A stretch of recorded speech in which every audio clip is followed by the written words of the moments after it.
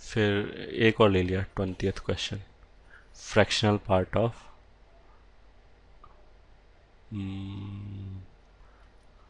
Sine inverse x upon 2। मान लिया ये क्वेश्चन है। फिर आंसर इस वाले केस में वन वन मैनी वन बताने हैं पहले तो मेरे को। ये ठीक है, बाहर वाला फंक्शन पीरियोडिक है, अंदर वाला ये जो फंक्शन है ये ना तो लीनियर है ना पीरियोडिक है, तो ये पूरा फंक्शन पीरियोडिक तो नहीं होगा, ये तो श्योर हो गया।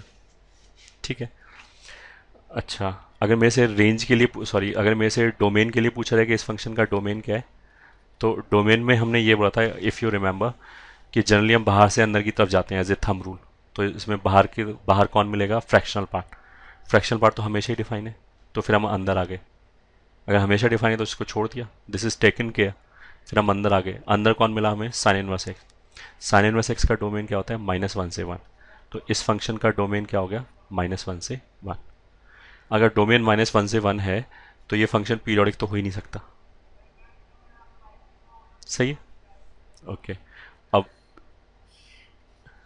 पीरियोडिक होने के लिए तो हमने क्या बोला था कि डोमेन ऐसे रेस्ट्रिक्ट नहीं हो सकता, डोमेन को इन्फिनिटी तक जाना पड़ेगा। साइन इनवर्स का वैल्यू, साइन इनवर्स का सॉरी ग्राफ ये है -1, इधर 1 होता है, ये होता है -π/2 और ये होता है π/2। ठीक है। थोड़े से इन्वॉल्व क्वेश्चन कराए जाने तो थोड़ा सा दिमाग पे जोर डालना पड़ेगा। ये ग्राफ है। ठीक है। डोमेन क्या है? -1 मतलब x -1 से 1 तक ही जा सकते हैं। तो हमने ऐसे किया कि अगर हम x को ले जाएं -1 से लेके 1 तक, यहाँ से लेके यहाँ तक ले जाएं, तो साइन इनवर्स x का वैल्यू कहाँ से कहाँ तक जाएगा? -π/2 से π/2 तक।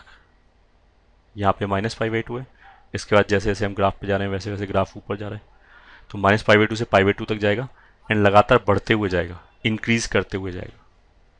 ठीक है। ये क्यों बोला रहा है इंक्रीज करते हुए जाएगा? उसका मतलब है कि कोई वैल्यू रिपीट नहीं होगा। ठीक है।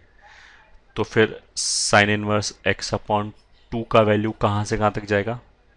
हाफ कर दिया, -π/4 से π/4 तक। सही है। ओके। तो जो ये बाहर फ्रैक्शनल पार्ट है, बाहर ये जो फ्रैक्शनल पार्ट है, ये वैल्यू कहाँ से कहाँ तक ले जाएगा? हमें इसका ये पता लग गया कि जो फ्रैक्शनल पार्ट के अंदर लिखा है वो -π/4 से π/4 तक जाएगा। तो let me show you once again what we have said. Function was, fractional part के अंदर लिखा है साइन इनवर्स x अपॉन 2। ठीक है।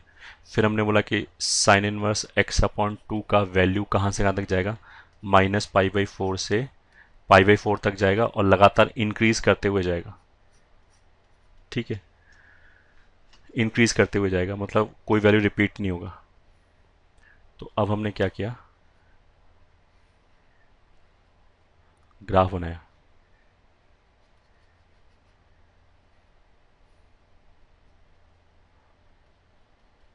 ठीक है। ये -1 है, ये 0 है, ये 1 है। साइन इनवर्स के अंदर जो नंबर जा रहा है वो कहाँ से कहाँ तक जा रहा है? -π/4 से π/4। अच्छा, ये मान लिया क्या है, यहाँ पे बीच में कहीं हाफ आ जाएगा, ये हाफ है। ठीक। अब तुम इसको ऐसे देखो कि अगर ये हाफ है तो ये समझ में आता है ये भी हाफ है, और ये वाला -हाफ हो जाएगा। ठीक है। अब तुम इसको ऐसे देखो, करना क्या है मेरे को तो ये देखना है कि जो फ्रैक्शनल पार्ट के अंदर जो आ रहा है ये, ठीक है, वो वेरिएबल कहाँ से कहाँ तक जा रहा है? -π/4 से π/4 तक। तो ये हमने फ्रैक्शनल पार्ट का ग्राफ बना लिया, और एक्स एक्सेस पे हमें देखना है कि -π/4 से π/4 तक अगर ले जाएं तो कहाँ से कहाँ तक वैल्यू जाएगा। अब इसमें ऐसे देखो, जो π/4 है, π/4 पाई कितना होता है? 3.14। तो 3.14 अपॉन 4 जो होगा वो 1 से तो छोटा होगा। तो अगर मैं π/4 को राइट में यहाँ पे कहीं प्लॉट करूँ, यहाँ पे कहीं हाफ है, तो वो 1 से तो छोटा आएगा बट हाफ से बड़ा आएगा, क्योंकि अगर 2/4 लिखा होता तो हाफ आता। अगर मैं इस 2 को बढ़ा के 3.14 कर दूं तो ये वैल्यू भी हाफ से बढ़ जाएगा। सही है। तो अगर हाफ से ज़्यादा वैल्यू आ रहा है तो उसका मतलब क्या है कि अगर मैं पाई बाई फोर को प्लॉट करूँ, अगर मैं पाई बाई फोर को प्लॉट करूँ तो वो कहीं इधर आएगा, हाफ के आगे आएगा क्योंकि ज़्यादा है। इधर भी ये डिस्टेंस माइनस हाफ, ये डिस्टेंस हाफ है, तो minus pi by four plot करूँ तो वो कहीं इधर आएगा, माइनस पाई बाई। तो उसका मतलब क्या है कि इतना ग्राफ वैलिड है। चलो let me show you once again.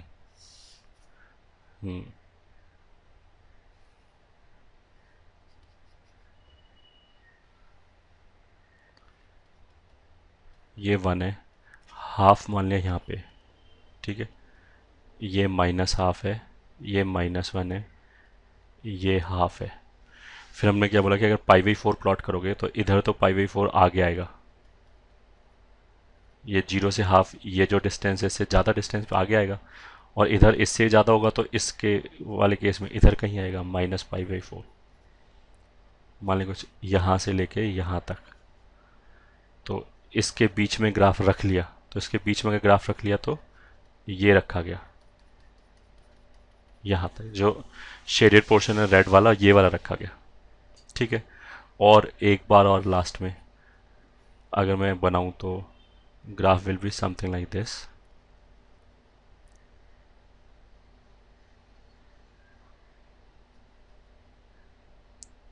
यहाँ तक रह गया, ये इतना ग्राफ आएगा, ठीक है। अब इतने ग्राफ की वजह से क्या हुआ कि जो ये वाला पोर्शन है इसके और इसके बीच वाला ये रिपीट हो रहा है, सॉरी, इसके और इसके बीच वाला रिपीट हो रहा है। मतलब अगर मैं इधर दिखाऊं, ये लाइन जो है हॉरिजॉन्टल और ये जो लाइन है हॉरिजॉन्टल, ठीक है। इसके बीच वाला जो ग्राफ है ये इधर भी आ रहा है, इधर भी आ रहा है। मतलब यहाँ पे एक हॉरिजॉन्टल लाइन खिंच जाएगा जो इसको दो बार कट कर रहा है। तो अगर ऐसा हॉरिजॉन्टल लाइन खिंच गया तो ये फंक्शन क्या हो जाएगा, मैनी वन फंक्शन, क्योंकि वैल्यू रिपीट हो गया। अगर ये एनालिसिस समझ में आया है तो इसी, अगर मैं बोलूँ 20th का ए पार्ट, और मान लिया मैंने ऐसे लिख दिया साइन इनवर्स एक्स अपॉन 50, ठीक है। तो बाकी वही लॉजिक है, एक्स कहाँ से कहाँ तक जाएगा, माइनस वन से वन तक।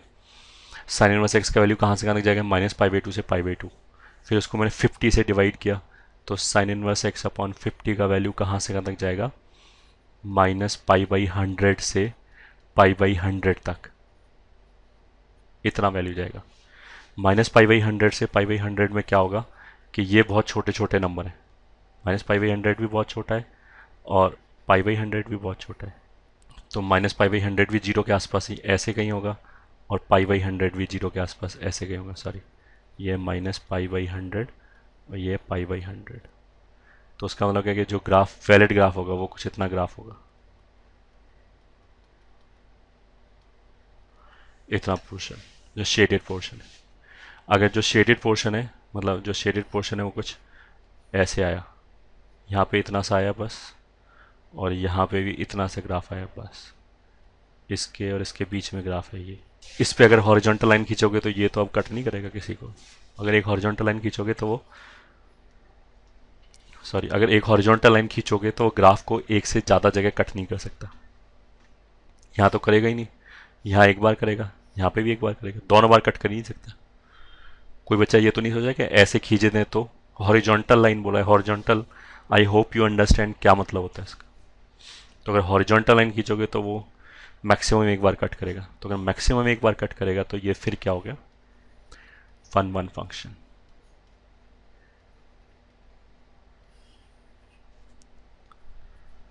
अगर तुमने फंक्शन में जब हमने लेक्चर वन से जो पढ़ा है अगर उससे फॉलो किया है तो इसे समझने में दिक्कत नहीं आ रही होगी।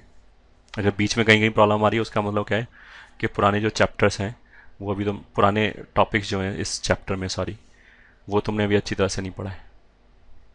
तो अगर नहीं समझ में आ रहा है, एक तो ये थोड़ा सा वैसे डिफ़िकल्ट क्वेश्चन भी है, तो अगर इसको छोड़ भी दोगे तो भी काम चल जाएगा। ये जो लास्ट में हमने 3-4 क्वेश्चन कराए छोड़ दिया तो भी चल जाएगा, मतलब काम। और अगर तुम्हें लग रहा है कि नहीं समझ में आ जाएगा शायद, तो फिर एक दो बार और वीडियो देखो वापस, तो पता लग जाएगा।